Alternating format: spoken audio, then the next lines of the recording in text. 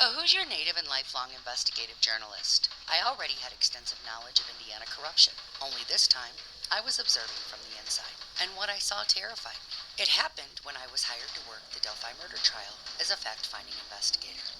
This is the Delphi Dirt. Happy Saturday, Poppets. Welcome to the Delphi Dirt. I'm your host, Erica Morse, a lifelong investigative journalist and private investigator for the last 8 years. That seems to bother people a lot.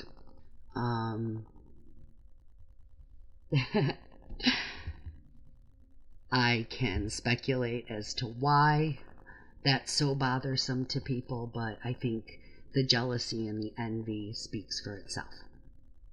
Anyway, I don't have a lot of time this weekend. I'll be traveling for a case, and it's something that cannot be ignored. So, and it's something that Chris and I have worked on for a long time and worked very hard to get to completion.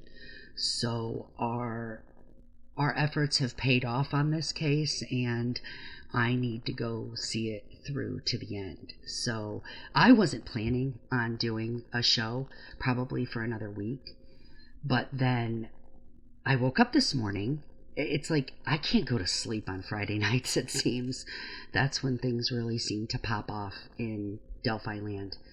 But I woke up this morning to a link that was sent to me with a message that said, "This is extortion." And I'm like, what in the world? So I clicked on the link. And apparently, while Prof and Noe were doing their live last night, and I was over there with those folks, apparently there was a whole other live going on by the Shaboogers person. And so I watched maybe 10 minutes of it because I needed to understand what was happening. And in those 10 minutes, I got a pretty good sense of what's up. So, again, I wasn't planning to do anything like this. I had other things on the agenda with this other case and also with Delphi. But I can see the forest for the trees now. I can see much more clearly now as to what's going on. And so in my absence over the next week, I need to ensure that as a community, everyone stays laser focused. And so let me be super clear. This is not Erica getting upset over some worthless, insignificant podcaster, content creator, whatever, especially two-faced, because I'll put up those screenshots if necessary. Coming at me with Osbrook. Okay. First of all, if you're not familiar with what happened in this live last night, essentially, I guess Osbrook was over here with these two insignificant people, saying that I misrepresented his attempt to buy Discovery. Not true. Sorry that you've been told too many times to stay the hell out of the sandbox, dude, but this is contract gate all over again. And every time this man opens his mouth, he tells us what's really going on.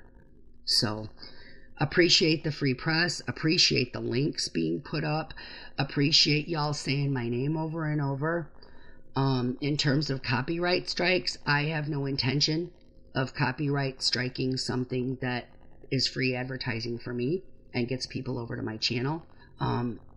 That's the difference between a 35-year media executive and somebody who, even said if I could have gotten my own ADHD under control, I would have maybe gone to school for this work. Well, honey, I did. So there's the difference. That probably explains your envy. But anyway, I'm not going to get petty here. I just want to get everybody laser focused on what's going on and why these attacks are coming out so aggressively, okay? First of all, I have to commend Prof and Noe for their show last night, February 6th. If you have not listened to it yet, I encourage you to do so. It, in the face of incessant stalking and harassment, these two men continue to reign supreme in terms of grace and class. Okay? It takes a lot for someone to choose to reopen the dialogue with people who have betrayed him or harmed him, especially as a parent. And he is willing to have conversations that I'm not. We have different sets of boundaries. I am a 15-year day in and day out stalking victim, so my boundaries are much more firm at this time, and they're mine and mine alone. And so I commend him for extending that olive branch to people who I even think necessarily don't deserve it. But it takes a lot of strength and a lot of conviction of character to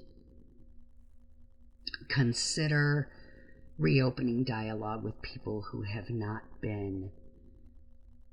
shown the integrity that we would like to see. So anyway, if people are willing to change behaviors and evolve and grow, that's great, for the sake of the case, for the sake of Rick, for the sake of getting the girls justice. I'm just not the one that's going to be as forgiving on some of this as maybe Prof and Noe. So that's why this collaboration works so well. Each one of us brings different skill sets and personality styles to the table. And I'm so proud of Prof. I'm so proud of Noe, because they pushed through a show that people really tried their darndest to derail. And so if you haven't gone and watched Prof's episode from Friday night, February 6th, then I strongly suggest you do, and pay really close attention to how much these two have put on the line for a case they don't know anything to. And I'm just so super proud of them and impressed by the way they carry themselves in all of this. So mad respect to you, Prof. Mad respect to you, Noe. Noe, you look awesome. I haven't seen you since trial, but you really look like you're bouncing back from your stay at the Hyatt, and I'm just so super proud of you. So anyway, that being said, this live that was done last night, now that I've seen the face of the female doing this, and I understand this is shaboogers, our recent effort to collaborate with people comes with conditions attached, okay? At least on my end. And I will not engage with anyone who has engaged with my stalkers. I have a very firm boundary there. And if I discover that any person, I don't care who that is in my life, whether I've met you, whether I know you, whether we've had a personal friendship, anything, or whether or not we've ever met, if I discover that you have engaged with my stalkers, then you are no longer welcome in my orbit, okay? That is a boundary that I had to set for safety reasons, for mental health reasons, for the good of the Haley Dunn case. There are a lot of things that have happened over the years to Clint Dunn, to myself, to Clint's surviving daughters, to people involved in that case and that search. And the people who hate me the most on this planet hate me because of 108,000 images of CSAM out of West Texas that somehow went unprosecuted. Okay? And I am not saying that there are connections to this from Delphi to Haley Dunn case. What I am saying is that the stalkers from the Haley Dunn case, who are doing their best to protect the same type of data and content from being exposed in that case, made their way over to the Delphi troll farm, and they've linked up. And I know it sounds crazy, and trust me, if I weren't living it personally, I probably wouldn't believe it either. So the great thing is for me is that I stand in my truth, whether it sounds reasonable to a third party or not. I am as authentic as it gets, and that stirs up people's inner demons. My authenticity and my refusal to back down when somebody tries to bully me or embarrass me or extort me, that's what makes me Erica Morse. That's what makes me so different. And I'm telling you, a 3-hour live trash in my name by a lawyer who has been told to stay the frick out of this case does not hurt my fifis. What does impact my self-worth are all of the messages and phone calls and texts that I have received in the last few weeks from people in the Delphi community, from investigators in other cases, from law enforcement officials, telling me how impressed they are with my courage.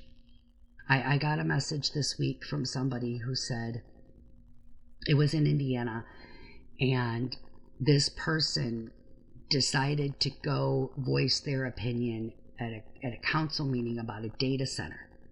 And the person sent me a message and said, "You have been so brave in using your voice that you have inspired me to be brave and use mine." Those are the messages that impact me. When I know that my courage is making a difference and inspiring others to do the same, that is why Erica Morse is on this planet. I get it. If some bitch named Shaboogers wants to go try to twist my words, I've never met this person, okay? But I will tell you that probably 6 to 8 months ago, this person reached out to me hysterical. That same person who sat there and trashed me on this live last night reached out to me and told me that the people she was working with are two-faced. I had to stop myself from getting a little petty. And that she wanted to share a whole bunch of information with me, that I was in danger, that they were going to ruin my life, and that they were ruining her life. So apparently the crazies have mended fences, and now Shaboogers has decided that it's okay to be friends with these people again. That's on her. Okay? I don't do crazy. I don't deal with crazy. I don't deal with people who are incapable of growth and evolution. I was so impressed last night with the things Noe said, with the apologies he made, with Prof talking about opening the door for dialogue and unblocking and unbanning people. That takes growth. That takes maturity and emotional intelligence. And I'm getting closer every day, or we are getting closer every day, to understanding why this fucking third-party attorney, whom nobody wants in this case, is trying to control every piece of information and content about it. I mean, aside from the fact that his brother worked in Washington and those files were released last week. I mean, I guess maybe he's panicking about that. I don't know. That's my suspicion. I also know that over the last few weeks, I've gone really hard at some cops. I've gone really hard at the DOJ. I exposed all that stuff about some of the things happening on the back end, and Todd Matthews putting some fail safes into place for many of us, myself included. I will tell you that just yesterday we made serious headway with a situation that initially opened the door for Todd's suspicions at the DOJ, at NamUs. And I was talking with a colleague. We did a conference call yesterday with an attorney out of New York who we need to send some information to, and about another Rick Allen. We've located or identified another individual who is in the exact same boat as Rick. Falsely accused. I'm just going to leave it at that. Falsely convicted. And this was the situation that initially led Todd Matthews to start asking questions at NamUs several years ago. I don't want to say any more than that. We made contact. We got the response we were hoping to get. And now we're in the process of forwarding what we know and getting this off of our plate and into the hands of the right people.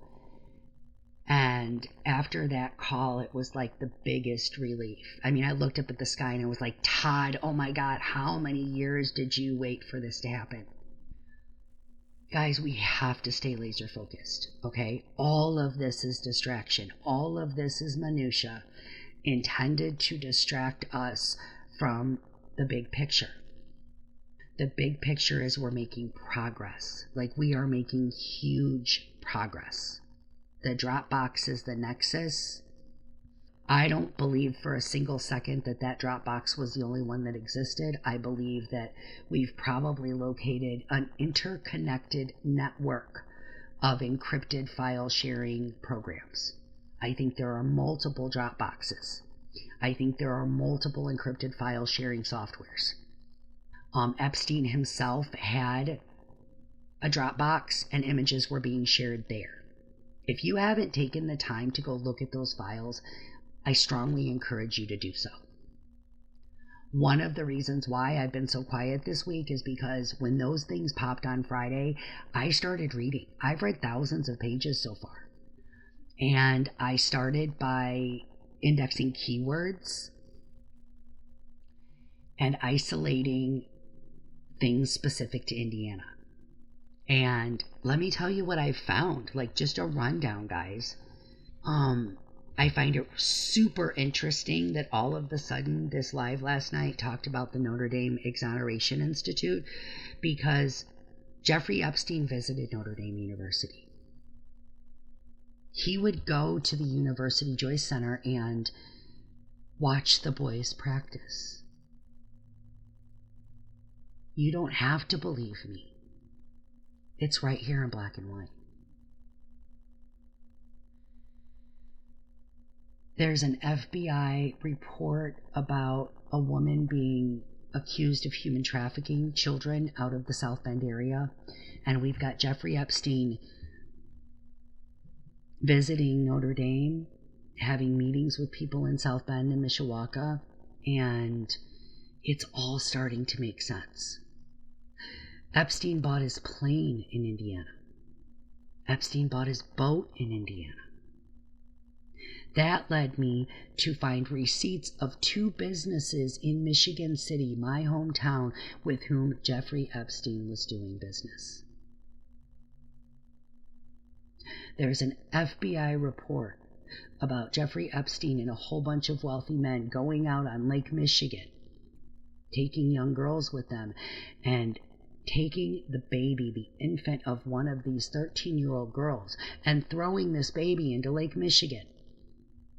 And people wonder why a lawyer who's not welcome in this case, who tried to control the narrative and get Kathy to sign away like guardianship of her husband, is losing his mind. Well, gee, his brother worked in Washington. His brother worked at the White House, is what I understand. This thing is so nasty and so disgusting. And if you have not watched Sasha Riley's interview yet, I strongly encourage you to do so. We have a former president and a former first lady who are pushing to testify openly in front of cameras so that the American public can learn the truth. Each and every one of us is putting it on the line to expose all of this. Each and every one of us has a different motive for doing this. Prof's motive is clear based on what he showed you last night, that photo of Abby and Livy, that water-stained photo that he picked up from the crime scene area. when he went to Delphi, drove the 30 hours himself to go to Delphi and see that crime scene with his own eyes. That's commitment, folks. That's commitment.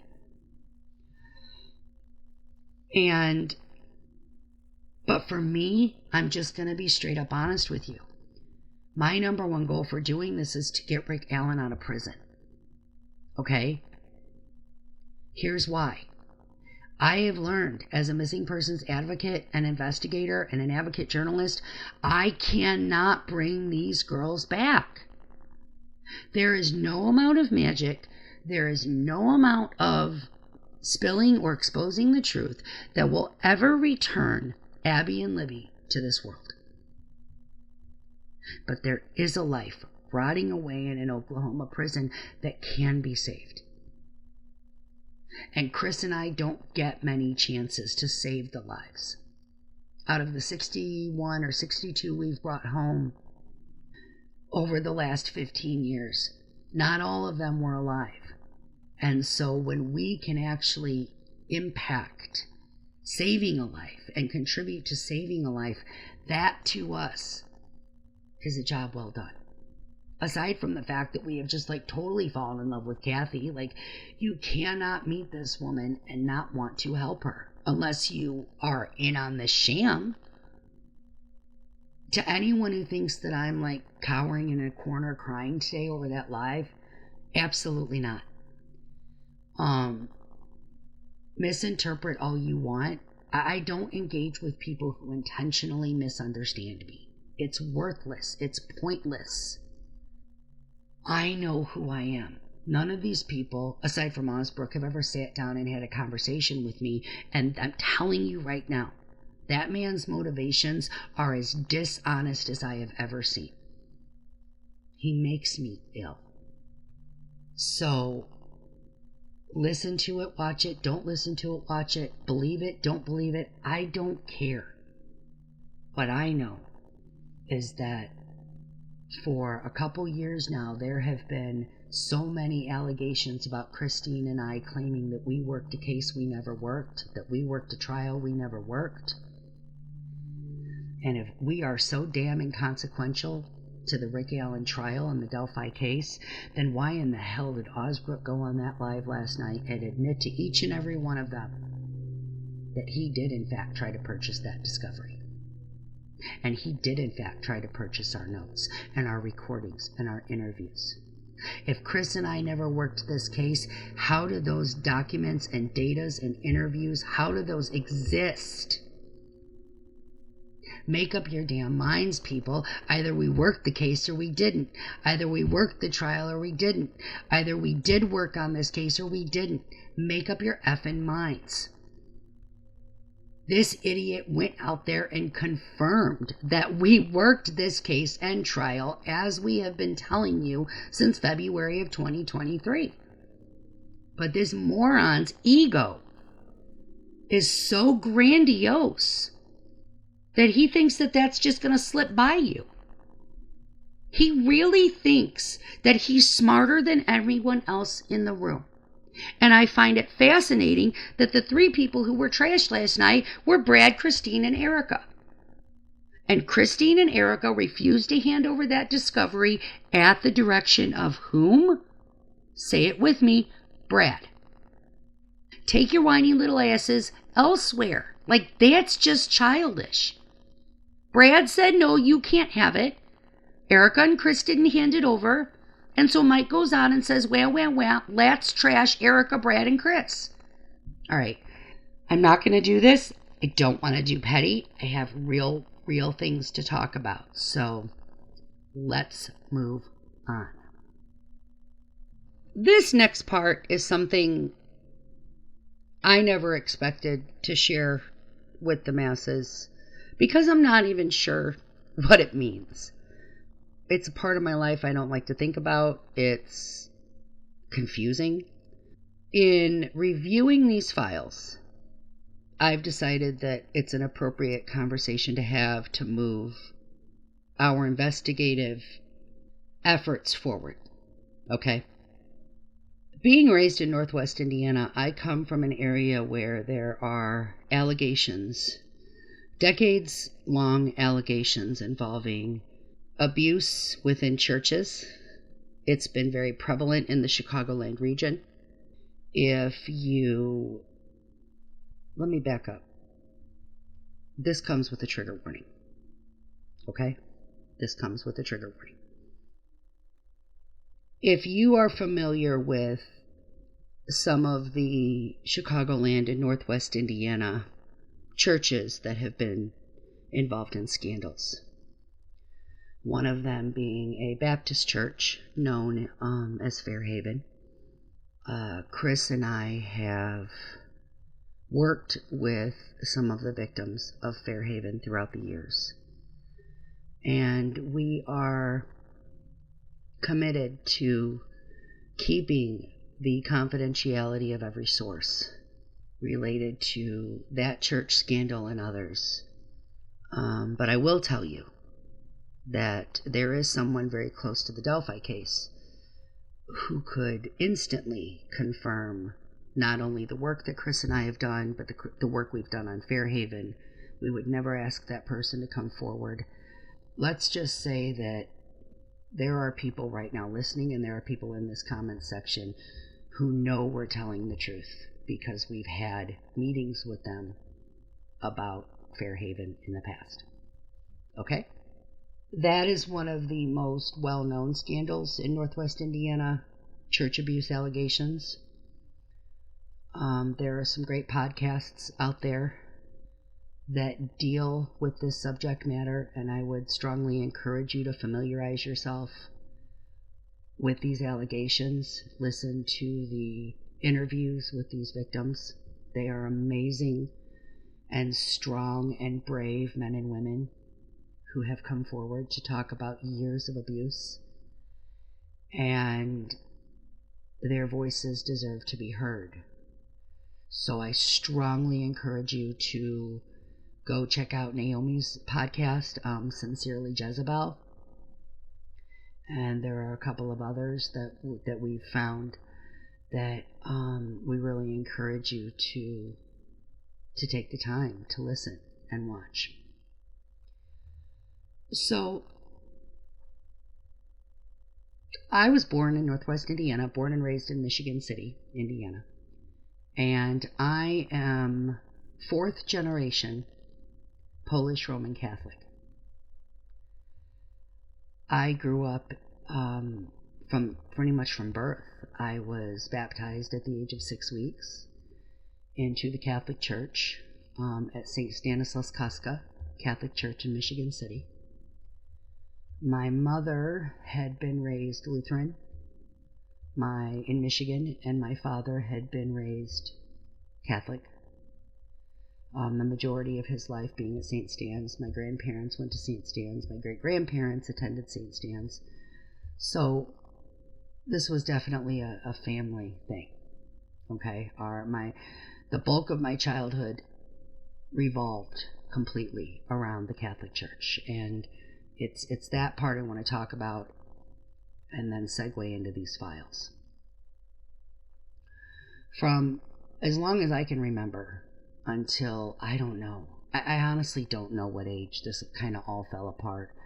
Maybe 8, maybe 9, maybe 10. Those years are hazy for me, and probably to protect me.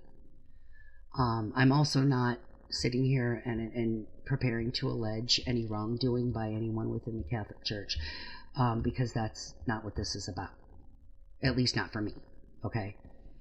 But from as long as I can remember, I was promised to the Catholic Church by my great-grandmother, who emigrated here from Poland with my great-grandfather. And I don't fully understand what that deal was, other than I had dreams and aspirations from a very young age, always to be a writer and a reporter, an investigative journalist. My mom, would tell me, I always said I'm going to be the next Connie Chung. That's what I wanted to be in life.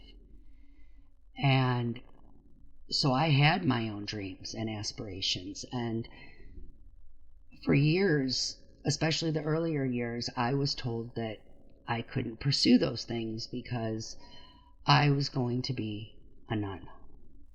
And it wasn't just that I was told this, but I was ordered into practice at a very young age.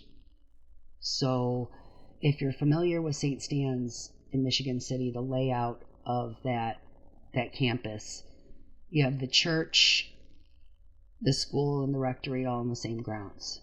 And when you walk out the back door of St. Stan's Elementary School and walk about, I'd say 8 to 10 feet, you're at the entrance to the convent.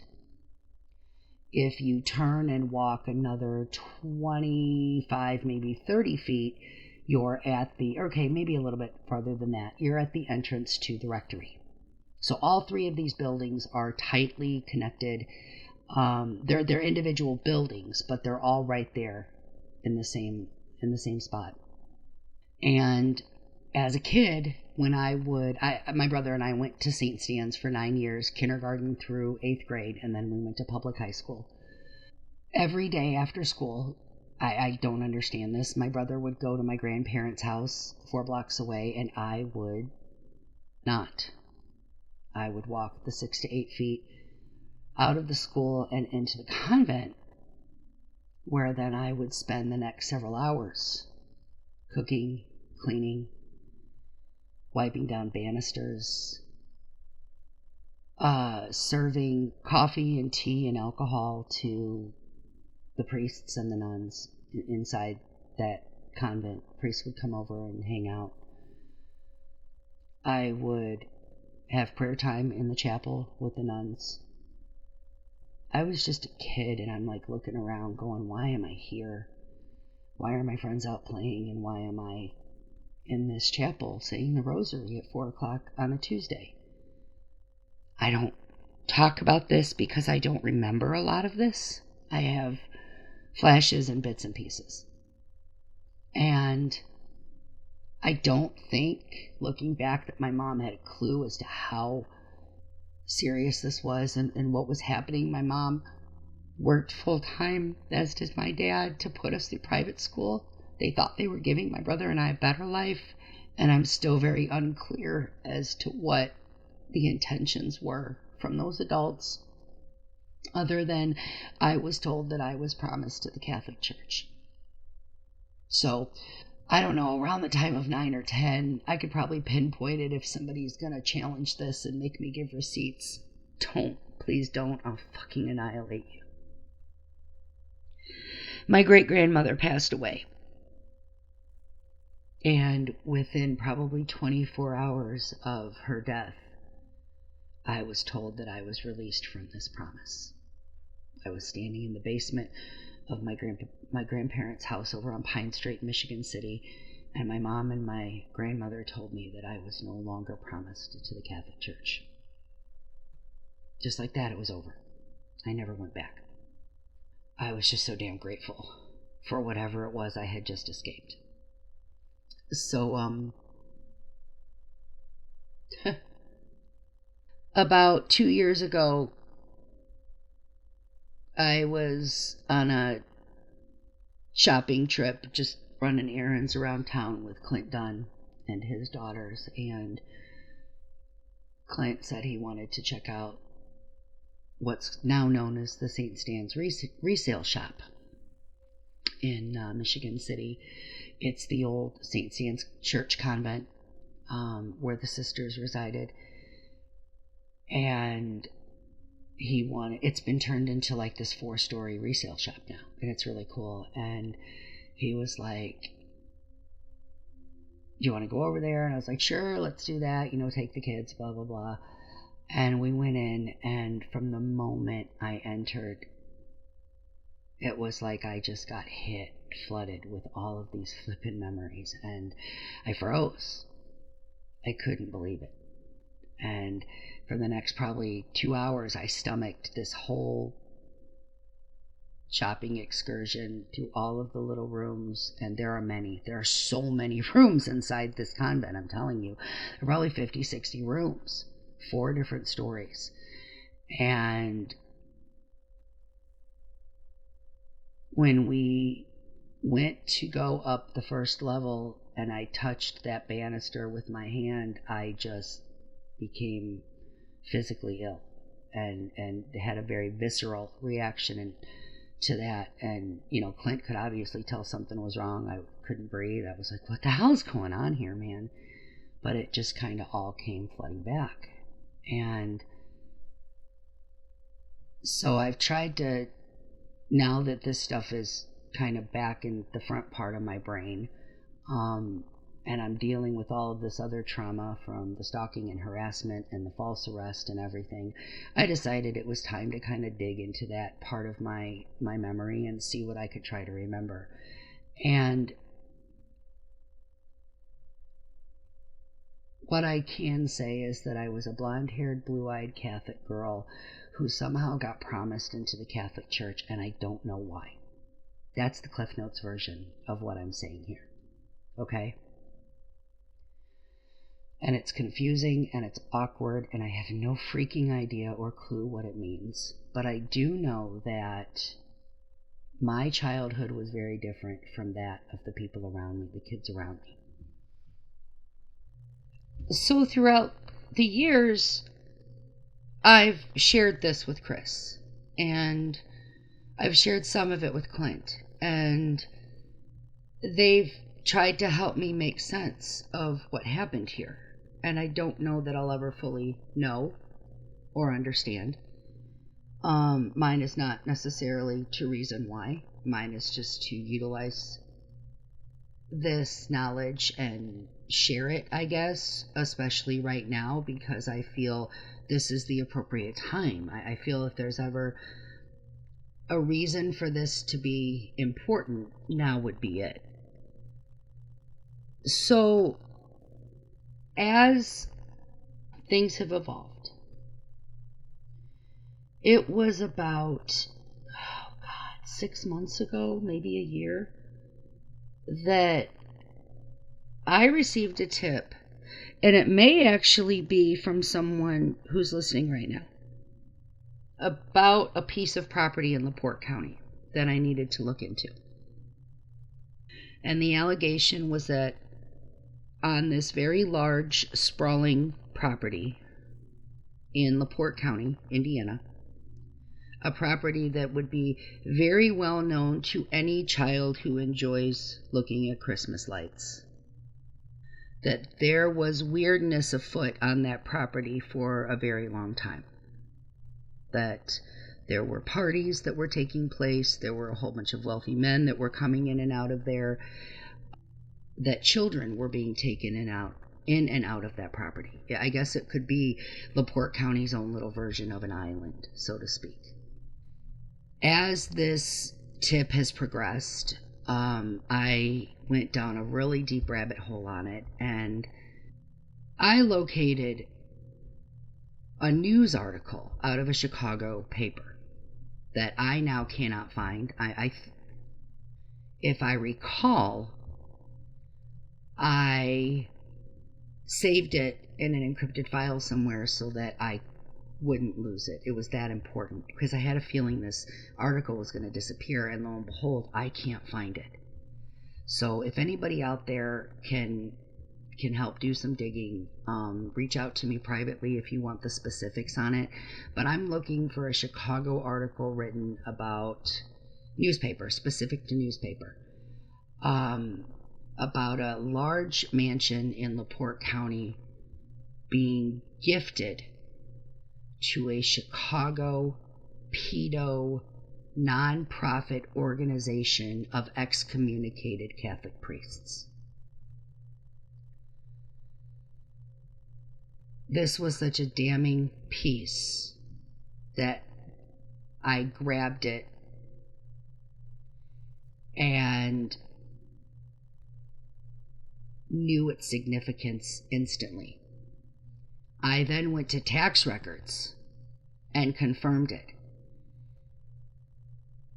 And unless I'm in a different timeline or the matrix is glitched or something, I cannot seem to recreate that, finding that information. There are serious allegations about what allegedly transpired on that property. And I'm not alone in knowing that information. If you know what I'm talking about, please come forward. Like, I am begging you, because there's something very sinister that reportedly took place there, and we have names of local people who participated in this, allegedly, hypothetically, reportedly. And one of the things that irritates me is that this is all tied in with the tip that Sharon gave me. Like, all of this connects. So now we're widening that circle in LaPorte County. And then we've got this conviction of Neil Lockman. And I'm talking to Prof about this, but I'm trying to compile a list of every single Chomo arrest and conviction that's taken place, like, in the last 12 months. It's insane. Men are dropping like flies. White men in Indiana are dropping like flies for CSAM. And I know it's connected to Keegan's Dropbox, and I know it's connected to Neil Lockman's conviction. It is like practically every day, it feels like.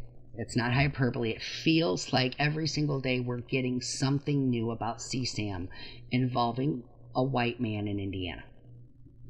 So, anyway, this property, this whole thing is driving me nuts. I've gotten tips on it. Other people have confirmed the information. And now, oddly, suddenly, this information seems to have disappeared. So, I would much rather consider the possibility that perhaps because I'm no longer in the area where I was when I conducted these Google searches, that maybe my results are different. Maybe I'm not, maybe the algorithms aren't going as deeply this time because of where I am versus where I was back home when I did these searches. I would much rather consider that as the reason than to think of something much more nefarious. But that's just all I'm saying, is that there's this article that I am desperately searching for. It came out of a Chicago paper, and it talks about this sprawling mansion in LaPorte County reportedly being gifted to a Chicago nonprofit organization for excommunicated Chomo priests. And when that tip came in, it hit me so strongly because no one but Chris knew, and Clint, that we as a collective, as a team, had been working on investigating allegations of corruption within the church for several years already. And I will say this. There are allegations, and I wouldn't say this unless I was already in possession of concrete evidence, because I know the flack and the retaliation that is forthcoming for what I'm about to say. There are cops in LaPorte County who are accused of embezzling funds out of diocese proffers, church and schools. I warned the Michigan City community that Catholic churches were about to start closing. I named the churches that were about to start closing. The community turned on our team like rabid dogs. And the diocese ended up delaying their announcement, allegedly, hypothetically, reportedly, because of our announcement. And then about a year later, we were told it was supposed to happen within 6 months. It took about a year, I think, for them to come out and make that announcement. And the day they did, I went back and said, hold up, yo. Come on, folks. Don't y'all remember the day that we came out and made this big announcement? Well, it's because of the allegations that monies had been taken from the coffers, and that serious amounts of monies were missing. And that I was even told that federal authorities wanted to pursue charges, but that the church, I'll say it like that way I'm not accusing any one entity or organization, that the, quote, church, unquote, decided it was too much of an image problem for this to get out. So people, just like in Delphi, people brave enough to come forward and expose that to me, to our team, to several state and federal agencies, ended up finding themselves being what I call clicked, falsely arrested. Their job's gone, their livelihood's gone, having to move, having to start over. Why? Because they spoke up to our team and others about what was happening. They didn't just speak up.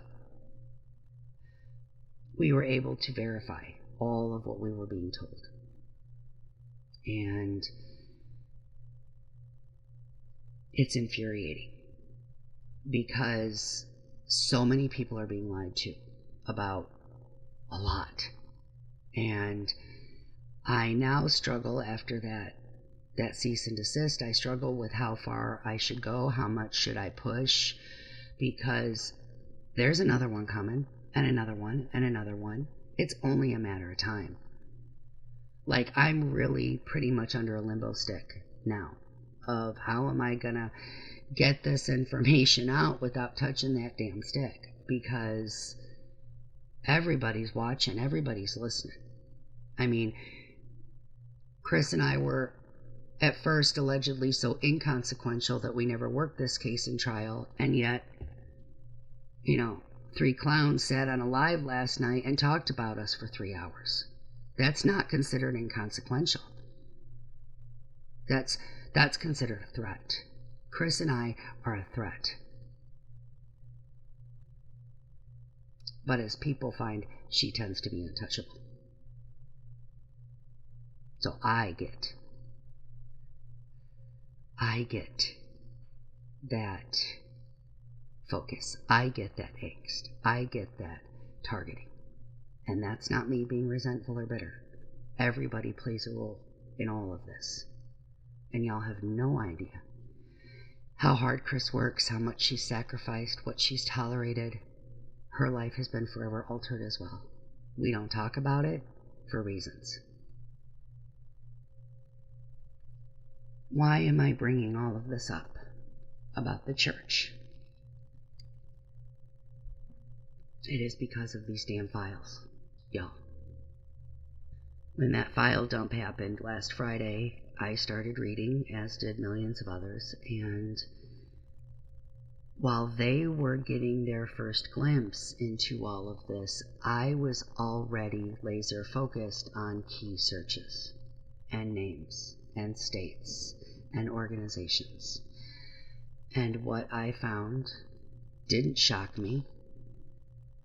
It, of course, repulsed me, but it validated for me everything that Chris and I have been working on together since 2012, everything we've worked on with other church abuse victims, other victims of assault, victims of CSAM, like all of it is starting to make sense now.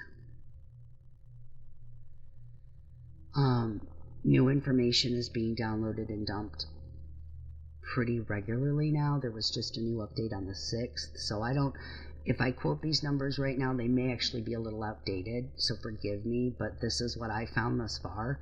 Indiana's mentioned 585 times in those files. Okay?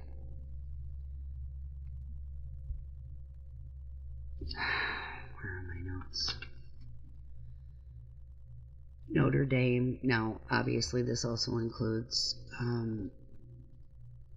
Notre Dame Cathedral, not in South Bend, but the words Notre Dame appear 123 times. Purdue, including Purdue Pharma, 76 times. IU, Indiana University, 49 times. Lake Michigan so far includes 13 responses, including the most heartbreaking, partially redacted FBI report I think I've ever read, which is about a 13-year-old girl who was taken out onto Lake Michigan on that monster's yacht and her baby was thrown into Lake Michigan. As I said earlier, that monster did business with at least 2 Michigan City companies that we've confirmed out of the files thus far. There are 37 cyber tips to the National Center for Missing and Exploited Children. And the very first result in the cyber tip is about a woman out of South Bend, Indiana, who was allegedly running a child trafficking ring. Then I honed in on any potential trips to South Bend or Mishawaka, and I found them. That pervert, that monster, stayed at the Morrison in Mishawaka, South Bend, Mishawaka. It's right on the line. And he attended practices, references to boys' practices in a camp. I think it might have been a basketball or a football camp at Notre Dame's Joyce Center. This is so close to home, guys. This is so close to home. There are so many references to the word Dropbox in those damn emails, you guys. There are references to images being shared in his Dropbox. Like, if you haven't seen the jmail.world, you've got to go to it. This citizen journalist or person cloned that email account and put it together in such an organized Google Mail fashion. While others are just now discovering the extent of what's really going on in our country and our world, those of us who are laser focused are honing in on keywords and connecting the dots. And so I am not at all surprised that people felt it necessary last night to turn up the gas and do a 3-hour live focused on discrediting me and Chris and Prof and Brad. I'm not shocked at all. You got to realize, out of all the trial lawyers that I've criticized, you haven't heard me say his name. I have nothing but respect for the man. So take that for what it's worth. I know who I trust in this case. I know whose word I listen to in this case. And for those saying that I went out there and said I'm not beholden to lawyers, stop twisting my words. I said I'm not beholden to lawyers anymore. Okay? Those NDAs meant something. That gag order has merit, and I've continued to follow that to the letter of the law. But I find the timing highly suspicious and maybe very telling that they felt the need to go out and hit me that hard. Because I firmly believe that y'all are about to start putting the pieces together about the involvement of many churches throughout Indiana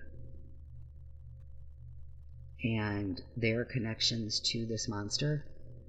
The fact that children were being supplied to a woman in South Bend, Indiana, allegedly, hypothetically. The very first tip, you type in cyber tip in that key search or NECMEC in that key search, and there are 37 results, and result number 1 is a partially redacted FBI report about a woman in South Bend, Indiana.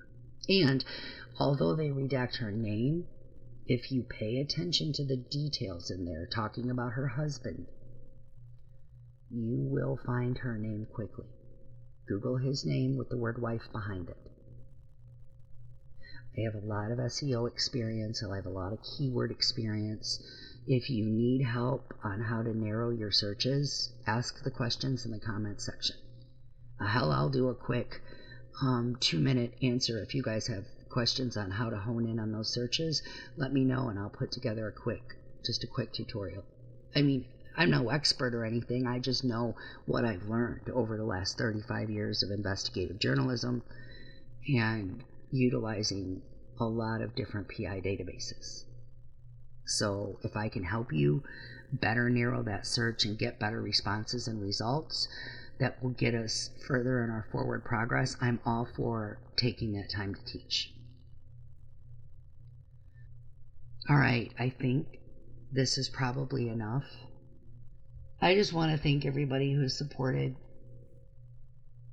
our efforts here, who has supported our channel who supported our messaging and our mission. I want to give special thanks to Maria and Robin. You know who you are.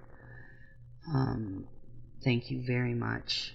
We appreciate your belief in our team and your support, and just know that it is very much appreciated. To everybody else, I am going to be out for the next several days attending to another case, a case that Chris and I have put our heart and soul into, and it is time for completion. We've waited for this moment for many years to get justice for this victim, and it's what we do.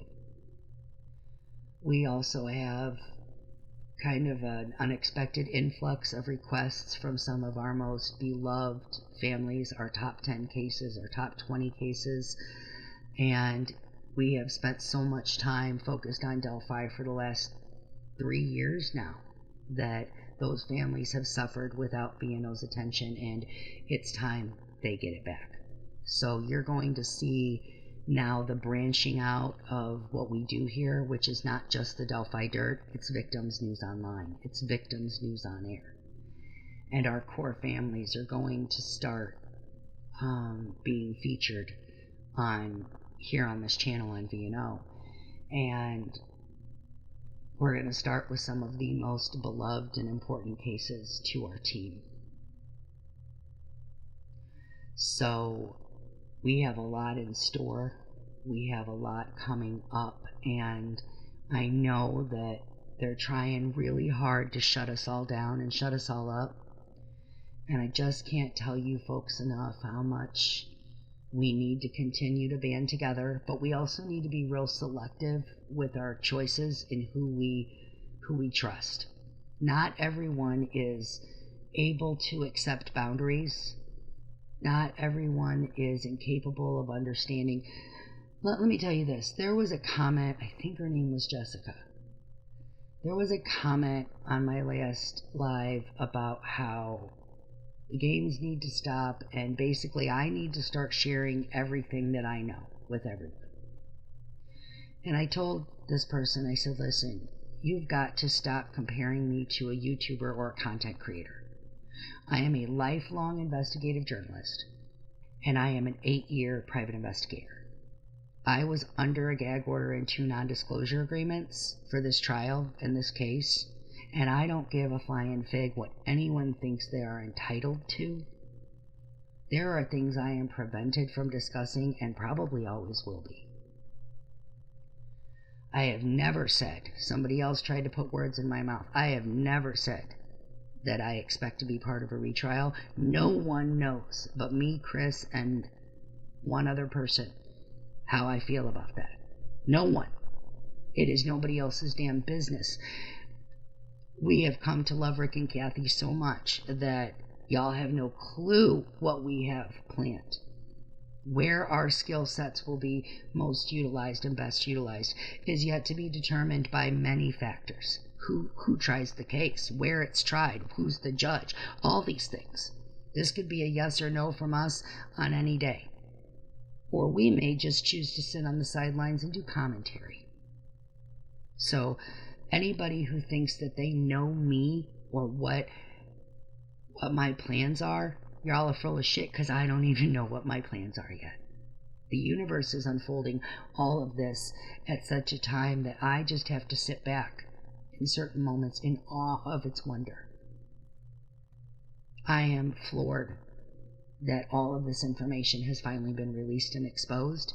I'm stunned that other parts of it weren't redacted. I really am. I expected more to be redacted. Like, this is so damning. And it's enough that if we as collaborators put our heads together and ignore the drama and the minutia, that we can really roll up our sleeves and accomplish some stuff here. But we also have to remain focused, because we do have people out there trying to throw us off, you know. Prof has had nothing but problems with people coming into his channel and trying this audio problems, and there have been a couple issues, but Here's the thing. I just want you to know, I managed radio stations for well over a decade. Every time one of you little fucks goes into his channel and tries to throw him off, he has an actual radio station general manager in his ear saying the show must go on, stay focused. He doesn't care what you minions think. He cares what someone with 25 years of experience in the industry thinks. And as long as he keeps going and he stays focused and he gets back on track, ain't nothing any of you can do to throw that man off. Noe is so damn laser focused. Like, not all heroes wear capes. Noe was playing private eye inside the Hyatt jail. I am so in awe of Noe's courage and his foresight and his intelligence, the brilliance, the things he did to get that information out of that facility so that he could come out on the other side and expose it. That's brilliant. Dude stocked up on nicotine pouches so he could get guys to talk. Like, this is amazing. That's why it's so important for people of all different backgrounds and cultures and experiences and criminal histories to come together. If you have a pure heart and soul and you truly want to see Rick be released and you truly want to see these girls rest in peace with justice, then it makes perfect sense why people from all walks of life are working together and collaborating. It really does. But what I won't do is collaborate with someone who's out there hurting others, trashing others, doxing others. There are some people who have been given second chances by Prof who think they're friends with me right now, and I'm telling you what, stop doxing people. It's painful, it's hurtful. And you know who you are. You've done it as recently as this week.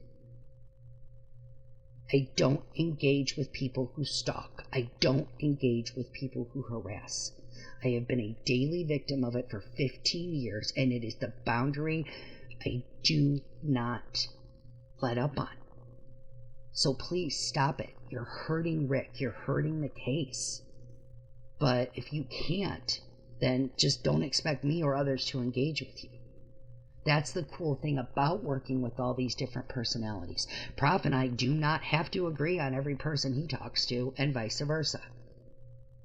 People seem to think that we're like an extension of each other or each other's mouthpieces right now. No.